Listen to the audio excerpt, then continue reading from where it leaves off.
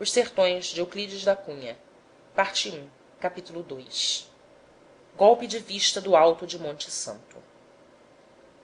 Do alto da serra de Monte Santo, atentando-se para a região, estendida em torno num raio de 15 léguas, nota-se, como num mapa em relevo, a sua conformação orográfica. E vê-se que as cordas de serras, ao invés de se alongarem para o nascente, medianas aos traçados do Vaza Barris e Itapicuru, formando-lhes o Divortium Aquarum, progridem para o norte. Mostram-no as serras Grande e do Atanásio, correndo, e a princípio distintas, uma para noroeste e outra para norte, e fundindo-se na do Acaru, onde abrolham os mananciais intermitentes do Bendegó e seus tributários efêmeros. Unificadas, aliam-se as de Caraíbas e do Lopes, e nestas de novo se embebem, formando-se as massas do Cambaio, de onde irradiam as pequenas cadeias do Coxomongó e Calumbi, e para o noroeste os píncaros torreantes do Caipã. Obediente à mesma tendência, a do Aracati, lançando-se a noroeste, à borda dos tabuleiros de Jeremoabo, progride, descontínua, naquele rumo, e depois de entalhada pelo Vaza Barris em Cocorobó, inflete para o poente, repartindo-se nas da Canabrava e Poço de Cima, que a prolongam. Todas traçam, afinal, elíptica curva fechada ao sul por um morro, o da Favela, em torno de larga planura ondeante, onde se erigia o arraial de Canudos. E daí, para o norte, de novo se dispersam e decaem, até acabarem em chapadas altas à borda do São Francisco. Deste modo, no ascender para o norte, procurando o chapadão que o Parnaíba escava, aquele talude dos planaltos parece dobrar-se num ressalto, perturbando toda a área de drenagem do São Francisco, abaixo da confluência do Patamuté, um traçado de torrentes sem nome, inapreciáveis na mais favorável escala, e impondo ao Vaza Barris um curso tortuoso do qual ele se liberta em Jeremoabo, ao infletir para a costa. Este é um rio sem afluentes. Falta-lhe conformidade com o declive da terra. Os seus pequenos tributários, o Bendegó e Caraíbas, movendo águas transitórias dentro dos leitos rudemente escavados, não traduzem as depressões do solo. Têm a existência fugitiva das estações chuvosas. São antes canais de esgotamento, abertos a esmo pelos enxurros, ou correntes velozes que, adstritas aos relevos topográficos mais próximos, estão não raro em desarmonia com as disposições orográficas gerais. São rios que sobem. Enchem-se de súbito, transbordam, reprofundam os leitos, anulando o obstáculo do declive geral do solo, rolam por alguns dias para o rio principal e desaparecem, volvendo ao primitivo aspecto de valos em torcicolos, cheios de pedras e secos. O próprio Vaza Barris, rio sem nascentes, em cujo leito viçam gramíneas e pastam os rebanhos, não teria o traçado atual se corrente perene lhe assegurasse um perfil de equilíbrio através de esforço contínuo e longo.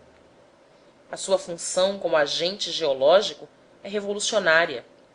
As mais vezes cortado, fracionando-se em gânglios estagnados, ou seco, à maneira de larga estrada poenta e tortuosa, quando cresce, empazinado nas cheias, captando as águas selvagens que estrepitam nos pendores, volve por algumas semanas águas barrentas e revoltas, extinguindo-se logo em esgotamento completo, vazando, como o indica o dizer português, substituindo-lhe, com vantagem, a antiga denominação indígena.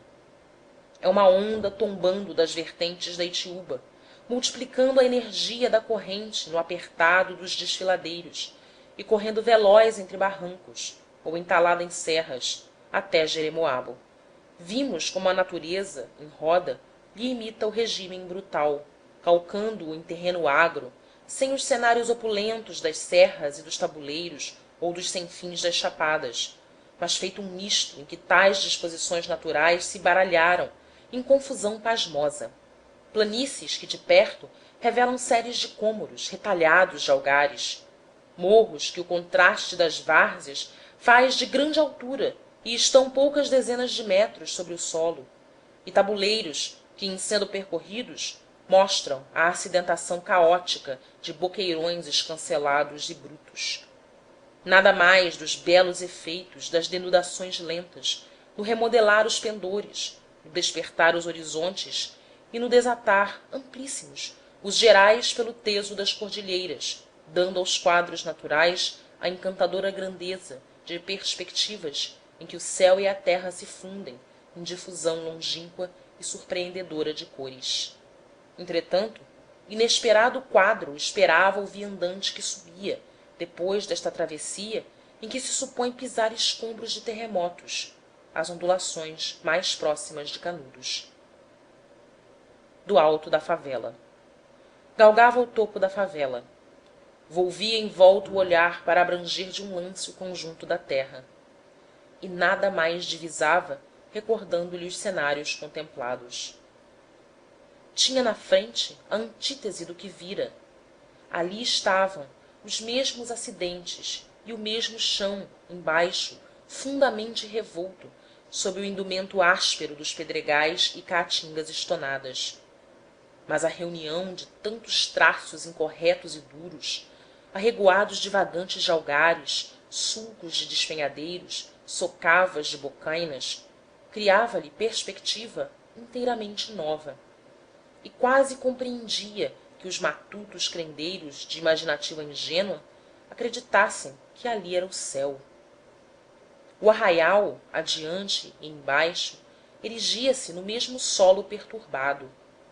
Mas vistos daquele ponto, de permeio à distância, suavizando lhes as encostas e aplainando os, todos os serrotes, breves e inúmeros, projetando-se em plano inferior e estendendo-se uniformes pelos quadrantes, davam-lhe a ilusão de uma planície ondulante e grande.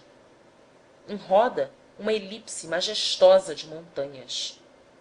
A canabrava, a nordeste, de perfil abaulado e simples, a do poço, de cima, próxima, mas íngreme e alta, a de cocorobó, no levante, ondulando em seladas dispersas em esporões, as vertentes retilíneas do calumbi ao sul, as grimpas do cambaio no correr para o poente, e para o norte os contornos agitados do caipã, ligam-se e articulam-se no infletir gradual, traçando, fechada, a curva desmedida. Vendo ao longe, quase de nível, trancando-lhe o horizonte, aquelas grimpas altaneiras, o observador tinha a impressão alentadora de se achar sobre platô elevadíssimo, páramo incomparável, repousando sobre as serras. Na planície rugada embaixo mal se lobrigavam os pequenos cursos dágua, divagando, serpeantes. Um único se distinguia, o vaza-barris. Atravessava-a, torcendo-se em meandros.